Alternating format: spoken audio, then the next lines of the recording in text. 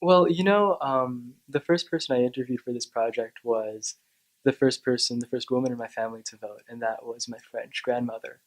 And she comes from a culture, I think, from a society that doesn't really encourage her, that prohibits her from being very open about herself, from sharing her experiences in her life to her grandchildren. And so until I did this project, my relationship with her was quite distant. I mean, she lived a continent away, and she was never that open about herself. And then one day I called her on the phone, and I was quite nervous because I'd never really talked to her like that, asked her questions about her personal life. And I asked her what it was like to vote for the first time, and what that felt like and what that meant to her. And for her, I think that was a kind of catalyst because she really opened up, and we stayed on the phone for hours actually, because she was really enthusiastic. She had never really been able to talk to people about that, even though she was allowed to vote, she wasn't. Um, she still didn't feel free to talk about these things like that, and I think um, that was a great moment for both of us because I deepened my relationship with her. I learned a lot of things about her that I had no idea that she had done before, and and so in addition to learning about, of course, the history of the suffragette movement, I learned a lot about my own family and my own grandma.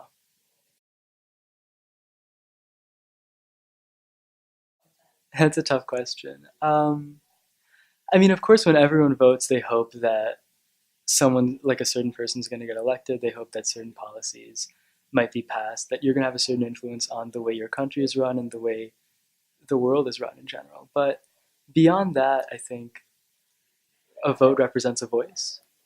And it almost feels like for 18 years, you've been voiceless, and you're being prepared for this moment. And this is what these 18 years of your education and your pretty short life experience is leading up to. And this is the culmination of that. This is the first mark you'll be able to leave on the world. So, I don't know who I'm going to be voting for. I don't know what I'm going to be voting for, but I know that it'll be my first opportunity to, you know, let my voice be heard in this world, and that means a lot to me.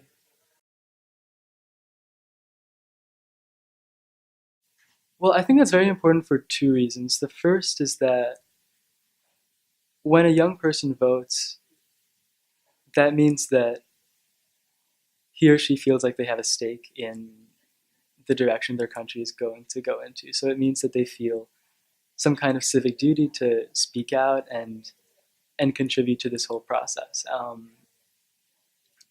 But so it's very important, personally, for us to vote. Um, but the second reason would be that I think the measure of how many young people are voting is, in some ways, a benchmark for the health of a democracy, right? Because when you have young people voting, they might be very unhappy with the way the country's going. They might be very happy with the way it's going. But if a lot of people are voting, that means that they still trust democracy. They still have faith in the idea that they can affect change, right? That they have something to say and they want it to be heard. And I think that's the most healthy thing that that a country, that the world can say.